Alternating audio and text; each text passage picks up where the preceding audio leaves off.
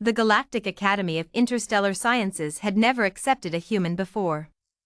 Vaylor had made certain of that, not out of malice, but out of something far colder, logic. He was the senior instructor of xenobiology and comparative physiology, a thickery whose silver-scaled skin had never once flushed with emotion in his 400 years of teaching. He had reviewed 17 human applications over the past decade. He had rejected all 17.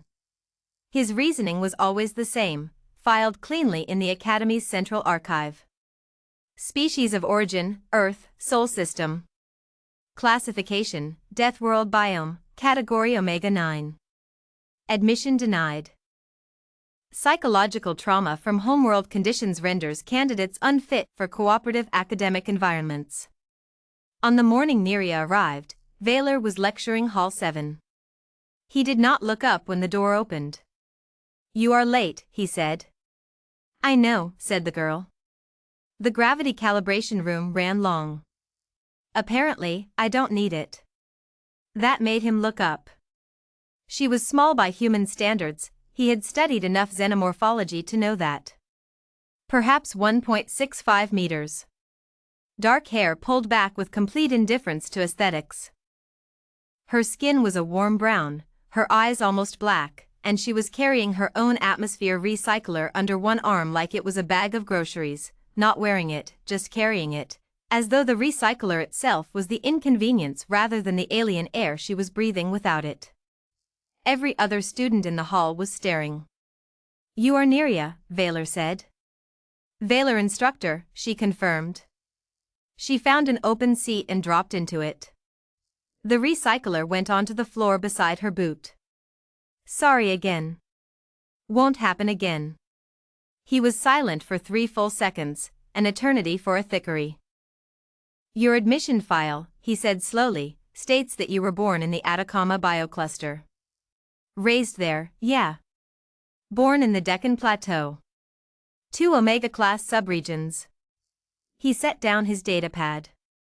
The Atacama biocluster sustained an atmospheric inversion event 6 years ago. UV saturation reached class 7. Survival rate for unprotected surface exposure was 4%. She said it without blinking. "I was 12. We hid in the deep farms for 19 days. It was fine." "Fine," Vaylor repeated. "Well, mostly fine." She tilted her head. "My brother got a really bad rash." The thickery standing to Vaylor's left, his assistant, Priel, made a sound like a creature slowly understanding that it was being digested. The first real incident happened on the 43rd day. The Academy's lab environments were engineered for precise comfort. Temperature, pressure, pathogen load, electromagnetic flux, all maintained within safe species-tolerant ranges. The xenobiology practical for third-cycle students involved handling live specimens from Class 4 biomes, mild fungal ecosystems, low-toxicity fauna, the academic equivalent of petting zoo animals. Neria was partnered with Sorvok, a Pelian, whose species had evolved in closed-environment asteroid warrens and experienced something close to existential dread when exposed to open-sky simulations. He was talented and careful and had, until 43 days ago, never met a human. The specimen, a Glythian membrane crawler, bit Neria on the forearm during extraction. The crawler's bite contained a paralytic compound that typically incapacitated a medium-sized organism within 8 seconds. Neria looked at the small welt on her arm. She looked at Sorvok. "Huh," she said. Then she finished the extraction. Sorvok filed an incident report. Vaylor read it 3 times. Then he pulled Neria's medical file and found a notation he had somehow missed during her admission review, a single line entered by the human physician who had processed her academy health screening. Patient presents with adaptive toxin resistance profiles consistent with multi-generational Deathworld exposure. Standard pharmaceutical dosages may require significant upward adjustment. Patient has been informed. Standard dosages, Vaylor thought, may require adjustment. He sat with that for a long time. The second incident was quieter but struck him harder. It was late in the academy cycle, past the hour when most students slept, and Vaylor was walking the observation corridor that overlooked the deep field star simulation chamber. The chamber was not scheduled for use. Its viewport showed raw space, unfiltered, unmediated, the full visual spectrum of a galaxy in rotation. Most species found prolonged exposure to the unfiltered deep field distressing.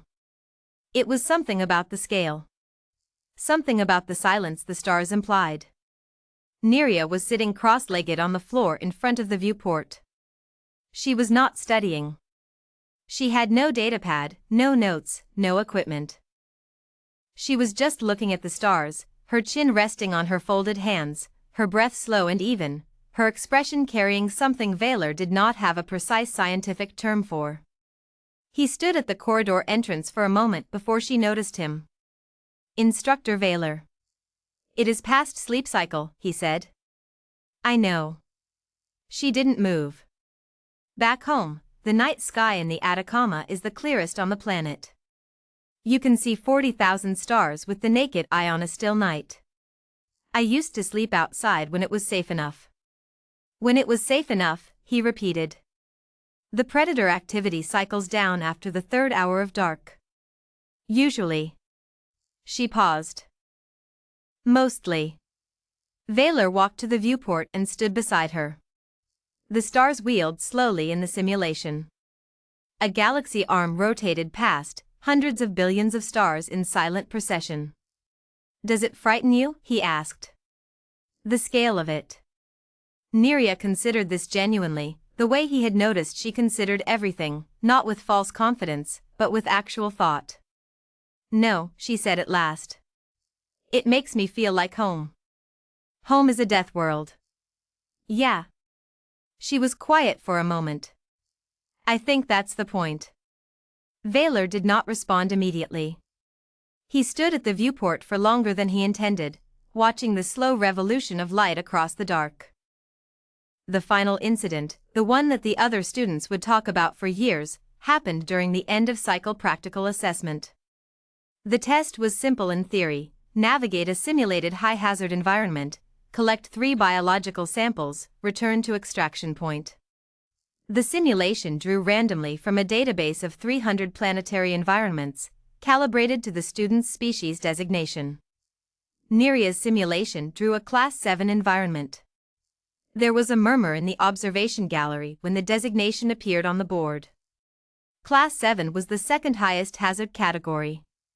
No student had ever been assigned a Class 7 in the Academy's history. The simulation database included it theoretically as a ceiling case, because no species in the current student roster could realistically navigate it. Vaylor moved to override it. Neria said, quietly, don't. He stopped.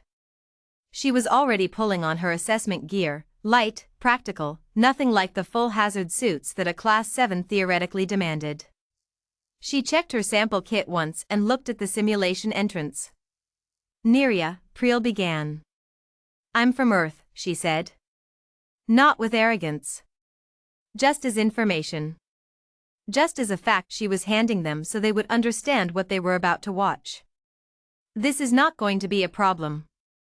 The simulation began. The gallery went silent. On the display screens, the Class 7 environment unfolded, a high-pressure jungle biome, atmosphere thick with complex chemical compounds, ambient temperature 42 degrees Celsius, fauna at every trophic level cycling through aggressive territorial behaviors. Rain hammering down in sheets. The ground itself metabolically active, microbial mats that consumed anything that stopped moving. Neria moved through it like she was taking a walk. Not carelessly, she was precise, attentive, reading the environment with the same focused attention she brought to every lecture. She catalogued. She assessed. She moved around the territorial fauna not by running from them but by reading their body language and timing her steps to their attention cycles. At one point a predator the size of a ground vehicle crossed her path directly. Neria stopped. The predator stopped. Neria held very, very still. Slowly, without breaking eye contact, She lifted her arm and pointed 2 fingers to the left. The predator, for reasons no xenobiologist in the gallery could immediately explain, moved left. Then Neria kept walking. She collected all 3 samples. She returned to extraction point with 4 minutes remaining on the clock. When the simulation ended and the environment dissolved back into the blank gray of the assessment chamber, Neria walked out through the entrance and looked up at the observation gallery. Vaylor stood at the glass. He was looking at her the way he had looked at the stars in the deep field viewport that late night, with an expression that did not have a precise scientific term, but which had, in his 400 years of careful academic life, never visited his face before. She raised an eyebrow. "Want me to write up my methodology?" she asked. He exhaled slowly. "Yes," said Vaylor. "I believe I would like that very much." He turned back to his datapad and opened a new file. At the top of it, where his 17 rejection memos had once lived in tidy, logical rows, he wrote something he had never written before. Admission recommendation, approved. Notes, she is exactly what I thought impossible. I was wrong. In the galaxy at large, they say Deathworlds produce nothing worth preserving. They have not yet met the ones who survived them.